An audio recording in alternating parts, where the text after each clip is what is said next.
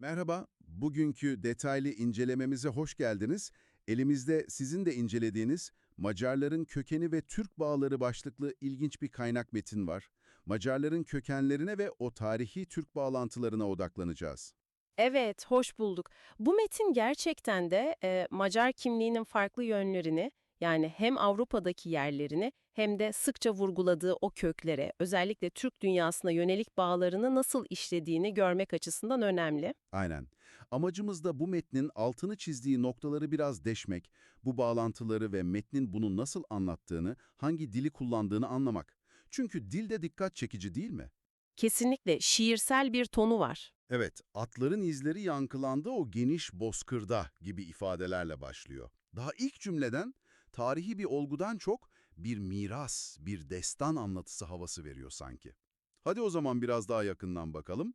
Metin 896 yılını işaret ediyor başlangıç olarak. Macarların Macaristan'da devlet kurması. Evet, 896 Karpat Havzası'na yerleşmeleri, Avrupa'nın ortasında kalıcı bir siyasi yapı kurma adımı bu. Metinde bu tarihin altını çiziyor zaten. Ve bu başlangıcın odağında Arpat var. Metin onu yüce diye tanımlıyor. Cesaretinden, bilgeliğinden bahsediyor, ulusuna yön verdiğini söylüyor. Yani bildiğimiz klasik kurucu ata figürü. Tam olarak öyle. Bir liderden beklenen özellikler sıralanmış. Hatta daha da ileri gidip Arpat'ın adı kaldı destanlara göre diyor. Bu da ilginç.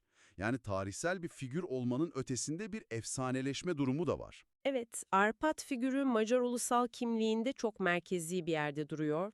Sadece askeri lider değil, aynı zamanda bilge, yol gösterici. Metin bunu vurguluyor. Destanlara kalması da dediğiniz gibi onun kolektif hafızadaki, kimlikteki yerini gösteriyor. Bir nevi başlangıcı kutsallaştırma çabası. Peki, kuruluştan sonra metin başka bir önemli döneme geçiyor. 10. yüzyıl ve Hristiyanlığa geçiş. Yeni bir inanç doğdu gönüllerinde zamanla, diyor. Bu tabii Macaristan'ı Avrupa'ya daha çok yaklaştıran bir adım. Şüphesiz Avrupa siyaseti ve kültürüyle bütünleşme açısından kritik bir dönemeç. Ama metnin hemen ardından söylediği şey çok daha vurucu. Evet, orası gerçekten kilit nokta.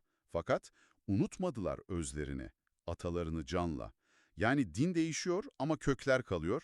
Metin bunu özellikle vurgulama ihtiyacı hissediyor. Aynen öyle. Bu basit bir din değişikliği anlatısı değil, kimliğin katmanlarına işaret ediyor. Yani Hristiyanlık evet Avrupa'daki yerlerini sağlamlaştırdı ama bu metne göre bir kopuş değil. Eski kimlik unsurları, o öz dedikleri şey korunuyor.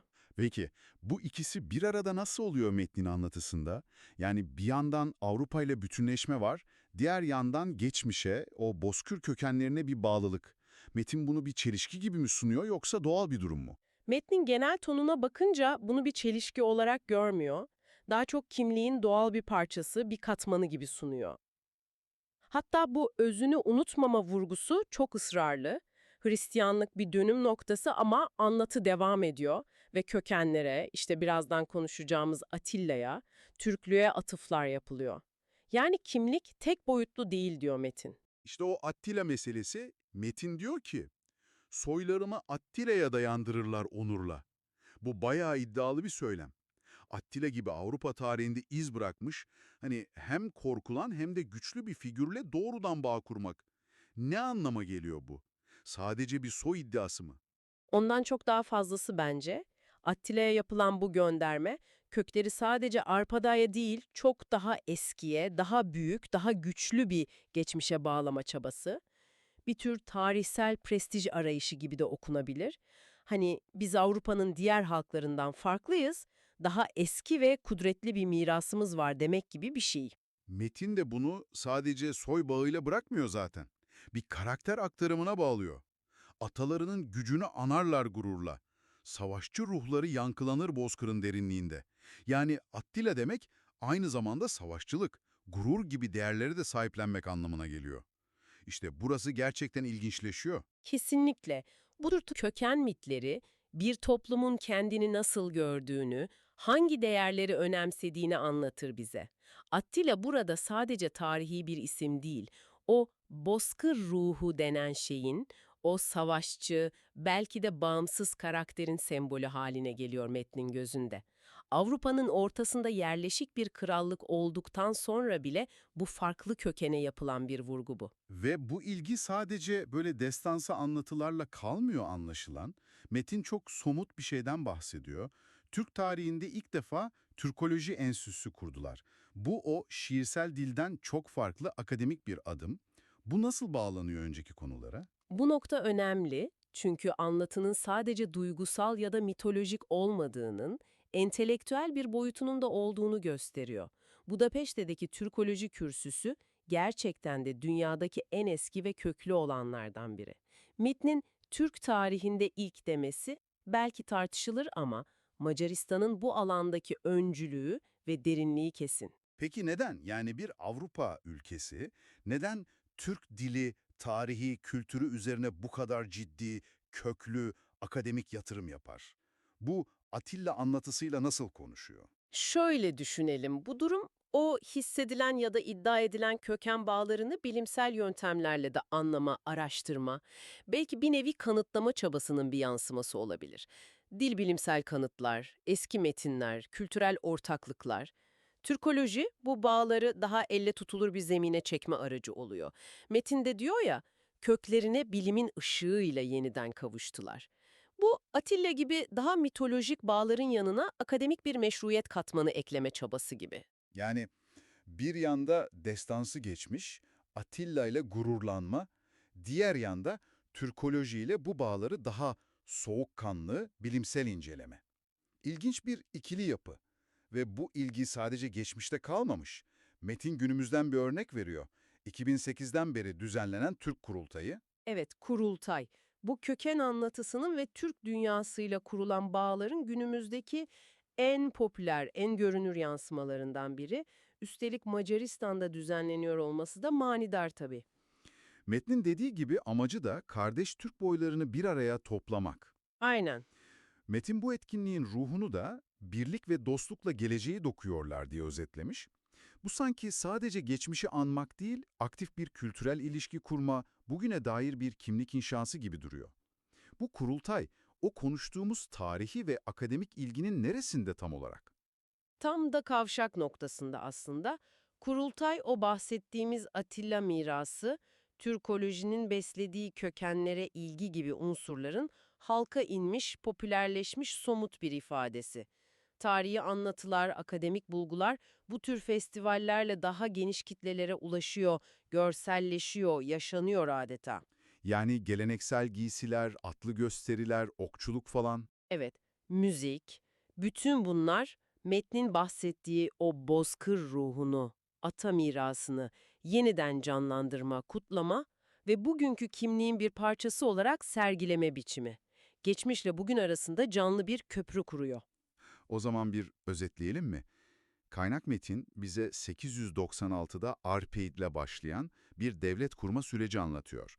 Sonra Hristiyanlığa geçiş gibi Avrupa ile bütünleşmeyi sağlayan büyük bir adım var. Ama metin ısrarla özlerini unutmadılar diyor. Bu öz, Atilla gibi figürlere dayanan köklü bir geçmiş ve savaşçı ruhla tanımlanıyor. Bu bağlar sadece efsanelerle değil, Türkoloji gibi bilimsel çalışmalarla da destekleniyor. Ve en sonunda bugün Türk Kurultayı gibi etkinliklerle bu bağlar canlı tutuluyor, kutlanıyor. Peki bütün bunları bir araya getirince bu kaynak metin bize Macar kimliği hakkında temel olarak ne söylüyor? Sizin için ana çıkarım ne oldu? Ana çıkarım şu bence, bu metnin bize sunduğu Macar kimliği oldukça katmanlı ve dinamik. Metin bir yandan Avrupa'nın merkezinde, Hristiyanlık temelinde Batı'yla bütünleşmiş bir ulus resmi çizerken, diğer yandan ve belki daha da güçlü bir vurguyla kökenlerine, özellikle Orta Asya ve Türk dünyasıyla olan bağlarına yönelik süregelen derin ve aktif bir ilgiyi, bir sahiplenmeyi öne çıkarıyor. Yani metnin bakış açısıyla bu iki yön Avrupa kimliği ve Bozkır Türk kökenleri birbiriyle çatışmıyor. Aynı kimliğin parçaları olarak sunuluyor. Bir tür hem o hem bu durumu var gibi. Öyle mi? Evet, metnin çizdiği tablo tam olarak bu. Atilla vurgusu, Türkoloji çalışmaları, Kurultay gibi modern yansımalar, Bunlar gösteriyor ki bu köken anlatısı sadece geçmişte kalmış nostaljik bir şey değil. Tam dersine bugünkü Macar kimliğinin aktif, yaşayan önemli bir parçası olarak görülüyor. Metindeki o baştan sona hakim olan gurur tonu da onurla, gururla, yüce, bunun ne kadar değerli bulunduğunu gösteriyor zaten. Evet, tarih adlarıyla birleşir, izleri hep kalır yüce veya Macaristan'da tarihleriyle gururlanıyorlar gibi ifadeler var. Bu sahiplenmeyi pekiştiriyor. Kesinlikle. Gerçekten de ilginç bir kimlik anlatısı. Devlet kuruluşundan modern festivallere uzanan hem mitolojik hem bilimsel boyutları olan. Aynen öyle. Bu metin bir ulusun kendi geçmişini nasıl yorumladığını ve bu yorumun bugünkü kimliğini nasıl şekillendirdiğine dair güzel bir örnek sunuyor bize. Şimdi bu incelemenin sonunda size, yani dinleyicimize, üzerinde biraz daha düşünebileceğiniz bir soru bırakmak istiyorum. Şöyle bir düşünün, coğrafi ve kültürel olarak Avrupa'nın merkezinde yer alan bir ulusun, kökenlerini metnin bize sunduğu haliyle Atilla gibi kısmen mitolojik figürler ve bozkırlar gibi uzak coğrafyalarla bu kadar güçlü bir şekilde bağdaştırmayı seçmesi ve bunu kurultay gibi etkinliklerle sürekli canlı tutması, bu durum sizce o ulusun bugünkü dünyaya bakışına, kendi konumunu nasıl gördüğüne dair ne gibi ipuçları veriyor olabilir?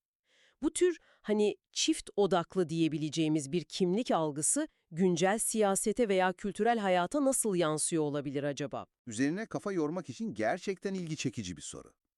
Bu kaynak metin üzerinden çıktığımız keşif yolculuğunda bize eşlik ettiğiniz için çok teşekkür ederiz.